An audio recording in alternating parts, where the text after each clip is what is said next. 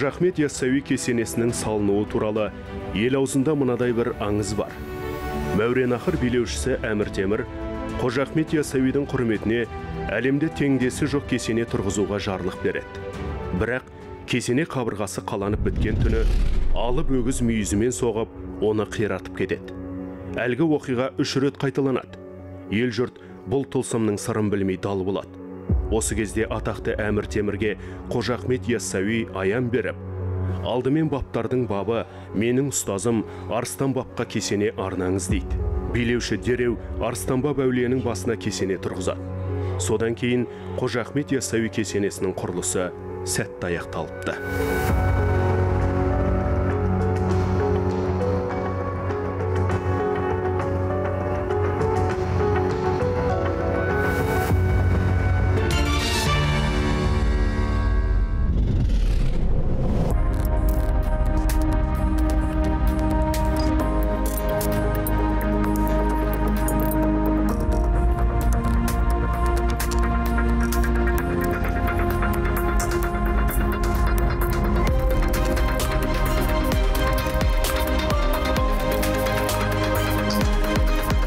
Біз түбі бір түркі жұртының ділі мен дінін қалыптастырған қастерлі мекені, рухани ордасы Түркістан шаһарындамыз.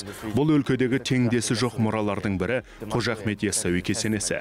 Әмір Темірдің әмірімен бой көтерген бұл ескерткішке дала сәулеткерлері бар өнерін салған.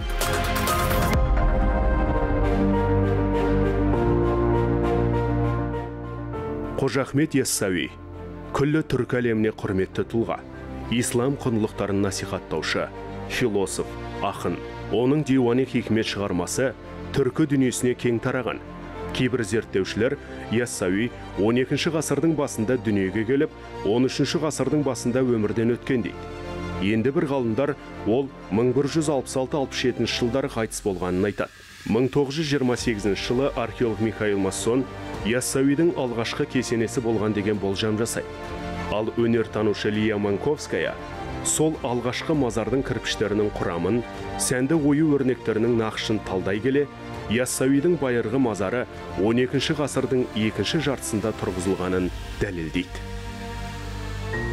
Әзірет Сұлтан кесенесі бұл екінші кесене. Алғашқы 12 ғасырда салынған кесене, қабырхана бөлмесі, оның солтүстік бетінде қазір портал тұрып, шығып тұрған. Аумағы алғашқысы ұзындығы бір 15 метрде, ені 6-7 метр болған. 12 ғасырда 3 бөлмеден тұрған. Ауласы, қазандық бөлмесі, мешіті болған. Ал қазіргі кесене қашан, қалай салынған? Тарихи шегініс жасайық. 14 ғасырдың соңғы ширегінде Мәуереннахр билеушісі Әмір Темір Сырдария бойындағы біраз қаланы басып алады. О заманда Яссы аталған Түркістанға Әмір Темір 1389 жылы келеді. Өзі аса құрметтейтін дін насихатшысының тозып кеткен кесенесін алғаш рет осы кезде көреді. Әмір Темір 1392-де осы жерге тағы да келеді, онда Алтынорда хан тоқтамыз 2 рет кесенені тонап кеткен. Келіп, Сауранды басып, Түркістанды басып алады. Кесенені тонап, осы айнамақтағы елдің бәрін тонап, малын алып, байлығын тасып кетеді. 92-де келгенде тағы да сондай болады. Артынан қуып, Қызылордадан ар жағына өткенде олар барлық жиғанын түйгенін тастап, өздері қашып кетеді тағы. Сол дүниенің бәрін алып кеп, және өзі қосып, осы кесенені қайтып салуға беріп берді. Археолог ғалым Михаил Массонның пікірінше, бұл алып кесенені Әмір Темір саяси есеппен салған. Әмір Темірдің орталық Азиядағы сәулет өнерінің тамаша ескерткішін тұрғызудағы мақсаты көшпелілердің ұлттық әулиесін қастерлеу арқылы оларды өзіне баурау, ислам дініндегі халықтардың рухани бірлігін дәріптеу, көшпелілерді ұлы мақсатымен таңғалдыру, империясының зор қуатын паш ету еді. Әмір Темір мақсатына жетті.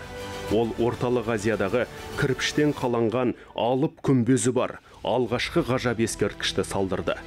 Құрылысқа 100 мыңдай адам қатысқан, Түркістаннан 40 шақырым қашықта орналасқан Сауран қаласында кесене үшін арнайы кірпіштер құйылып, күйдіріліп, сырлы қаптамалар әзірленген. Сауран мен Яссы арасында адамдар қаз-қатар тізіліп тұрып, дайын кірпіштерді құрылыс орнына бір-біріне қолма-қол беріп жеткізген.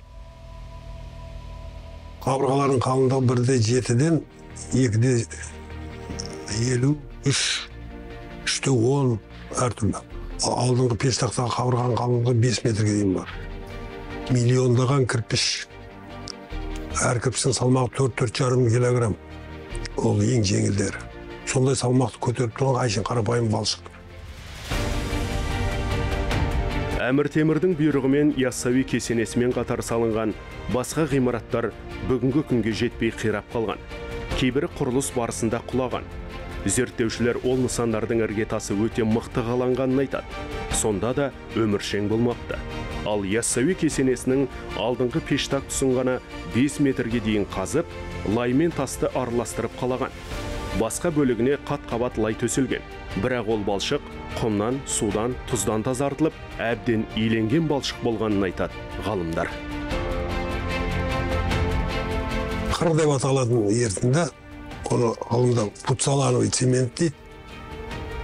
Пуцаоло деген Жанартаудың күлінен кәдімгі саз балшықты араластырып істейтін раствор.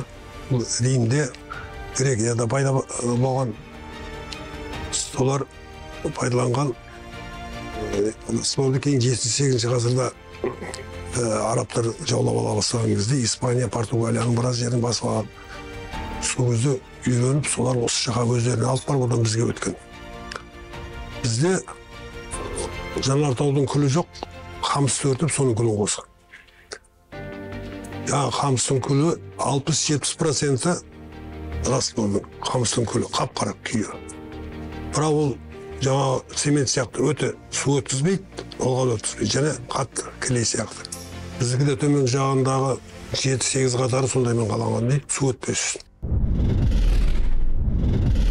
Өнертанушы Лия Манковская кесене құрылысын 2 кезеңге бөліп қарастырады.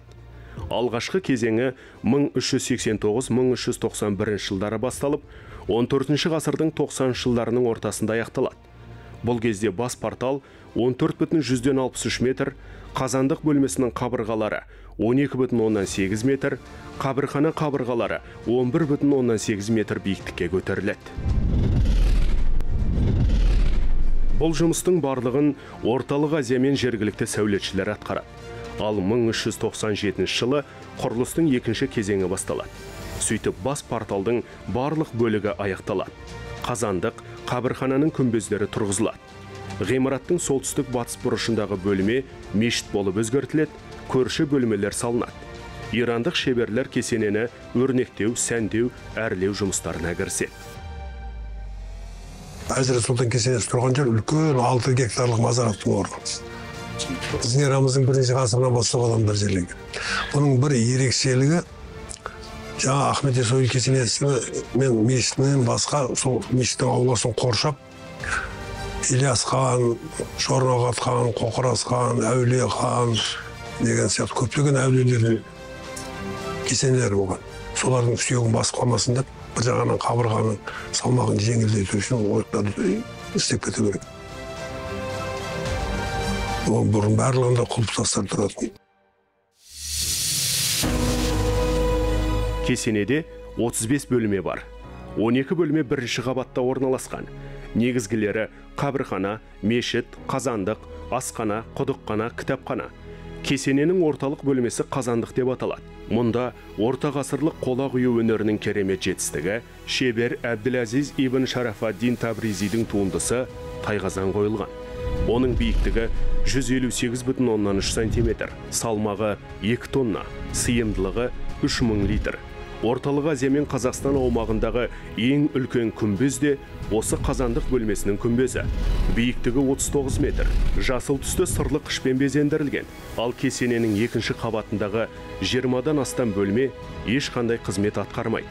Олар ғимараттың қаңқасын берік ұстап тұру үшін бір-бірімен шебер қиюластырып салынған.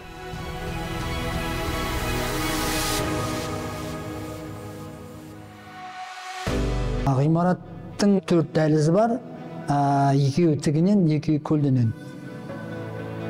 Сол дәліздер мына ғимараттың өзін тұтас 8 дербес блокқа бөлген. Ол да бұның сейсмикалық қуатын жағдайын арттырады. Жер қозғалып сонда бір жағдай болып қалған кезінде, мысалы үшін бір блогы құлайтындай болатын болса, қалған блоктары қазандық бөлмесінің үлкен массивті күмбезін қалған блоктар көтеріп ұстап тұра береді. Ана блокты қайтадан тұрғызып, қайтып жалғауға болады.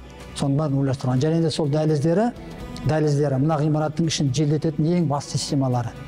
Жан жақтан соққан жел сол дәліздер арқылы өтіп, мына ғимараттың ішінде бұлайша ылғалдылық, ыза пайда болуының алдын алады.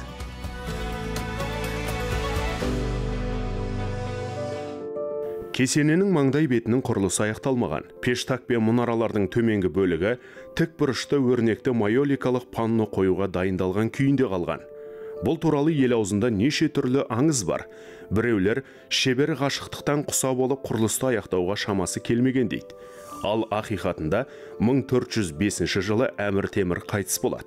Оның ұлы Шахрух Ирактан, Ираннан әкелінген шеберлерге амнистия жариялап, оларды еліне қайтарады. Құрылыстың тоқтауына осы оқиға себеп болады. Тағы бір себебі ғимараттың шөгуі екен. Құрылысшылардың алдында жоба болғаны белгілі, бірақ ол жоба қазір сақталмаған, бірақ анализ жасап қарағанда, бұның биіктігі одан 15 метрге жуық биік болу қажетті. Ол белгілі. Біздің директорге салсаңыз, Тимур кезінде үлкен империя құрмақшы болды. Бүкіл мынау таяу шығыстың бәрін жаулап алды ғой. Содан алып келген ұсталардың барлығын біз осы күні кесененің ішіндегі заттардан көріп отырмыз. Мәселен, біздің мавзолейдің қаптамасының ең соңында жазылған Хаджи Хасан Ширази деген есім бар. Ол қаптаманы 97-99-да бітірдім деген сөзде бар. Ғимараттың шығыс, батыс және солтүстік фасадтары ғана әшекейленген. Кесененің тұтас бойына пайғамбарымыз Мұхаммедке салауат жазылған. Сондай-ақ ең басты күмбезде байқаңдар, мүлік Алланыкі деген жазу бар. Арабта бір 910 шақты жазу үлгісі бар. Хусни хат деп атайды. Геометриялық куфа қолданбаларымен тұтас қабырғаға Аллаху Рабби Мұхаммад Наби деген сөз толтырып жазылған. Ол менің құдайым Алла, пайғамбар Мұхаммад деген сөз. Кесенеде 14 ғасырдан бүгінгі күнге жеткен екі есік бар. Олар қазандық бөлмесі мен қабірхананың қақпалары. Бұл жәдігерлерде де пендеге ой салатын өсиет жазылған. Мәселен, қазандық есігінің жоғарғы жағында әулиенің есігі бақыттың қазынасы, әулиелерді жақсы көру, бақыттың кілті деген жазу тұр. Кесенеге ең алғашқы жөндеу жұмыстарын Бұхара ханы құрылысшы 2-ші Абдолла 1593-1598 жылдары жүргізді. Ол пештактың үстіндегі арканы қайта қалатып, монша салып, қылуетті жөндеп береді. Ең көп шөккен мешіт бөлмесі. Мешіт бөлмесінің батыс, солтүстік, батыс қабырғаларының астында іргетасы жоқ. Қазір енді құйып тастадық қой. 1960 жылы Патсевич қазған кезде сол әсесі михрабтың астында өңкей сүйек қабат сүйек шықты. Қазақстанның оңтүстік өңірін Ресей империясы жаулап алу кезінде кесенеге зеңбіректен 12 оқ атылған. Оның 11-і ғимаратқа тиіп, құдыққананың күмбезін қиратқан. Асхана бөлмесінің тас талқаны шыққан. Бұл суреттерде бар, асхана бөлмесінің сыртында ою-өрнек атымен жоқ. Төбесінде 2 күмбез болған, оларды орыстан өздерінің кірпішімен қалағандағы шығарамаған, оның күмбез шығару қиын, тік 4 бұрышты кірпіш. Сөйтіп, крестовидный свод дейді. Астына қарасын күмбез сияқты қылып қалағанда үсті тегісіз. Сөйтіп жауыз жіберген.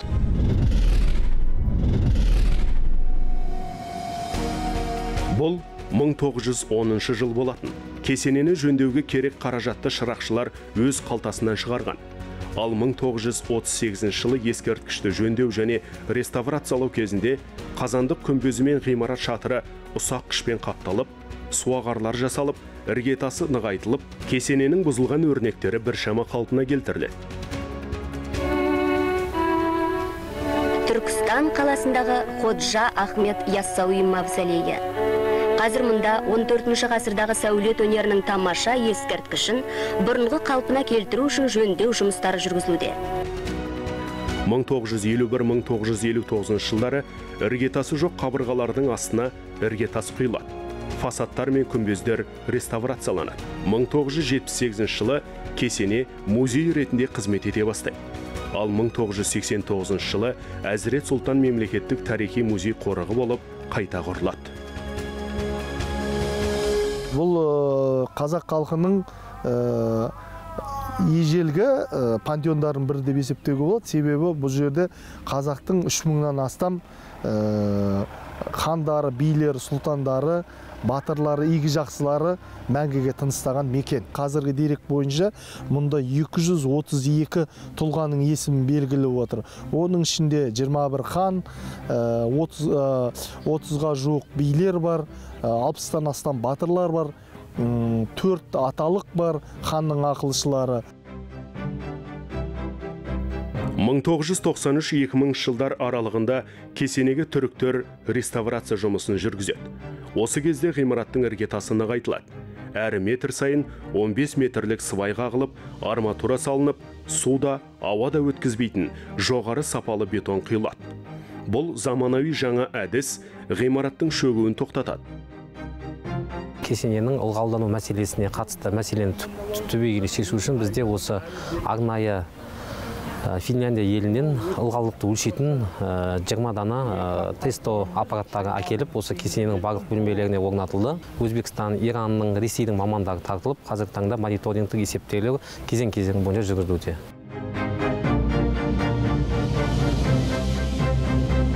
Қалар тізіміне алынған. Әлемдік деңгейде қорғалған бұл ғажап мұраның бастапқы қалпын бұзбай сақтап, болашаққа жеткізу бізге де міндет. Қожа Ахмет Яссауи кесенесі 2003 жылы ғимаратты әлемдік деңгейде қорғалатын ескерткіштер қатарына қосу оңай болмайды. 1951-1957 жылдардағы реставрация жұмыстары кезінде бетон шамадан тыс мөлшерде құйылады. Мамандар сол бетоннан ғимаратты барынша тазартады. Сөйтіп, ЮНЕСКО комиссиясының қатаң талаптарынан өтіп, Қазақстанда ғана емес, Орталық Азияда теңдесі жоқ, қайталанбайтын бірегей ескерткіш дүние жүзінің мәдени мұралары тізіміне алынады. Тимур өз кезінде, өз билік жасап тұрған кезде, Самарқандта, Шахрисабзда, Түркістанда 5-6 осындай кесенелер салынған. Солардың ішіндегі сақталғаны осы біздің Қожа Ахмет Яссауиді атасы болады. Өйткені Самарқанд бөлігіндегі салынған жерлердің біразы қайтадан жөндеу жұмыстары, реставрация жұмыстары болып, біраз жұмыстар жасалған.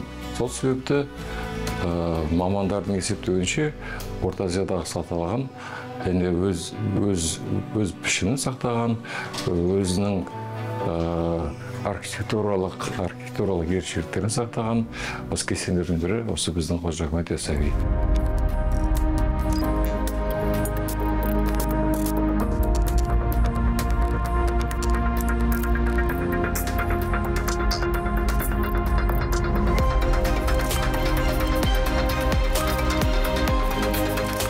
Темірлан өмірбаяны атты шығармада мынадай оқиға айтылады. Әмір Темір бірінші Баязид Йылдырым Сұлтанға қарсы жорыққа аттанар алдында Қожа Ахмет Яссауидің қабіріне барады. Соғыс барысында қиындыққа тап болғанда Қожа Ахмет әулиенің хикметтерін оқып, жолы ашылыптымыз. Оның өлеңдерін іштей 70 мәрте қайталап, сол ұрыста жеңіске жетіптіміз.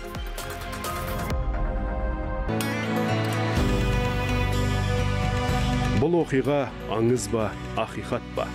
Оның нақты жауабын ешкім білмейді.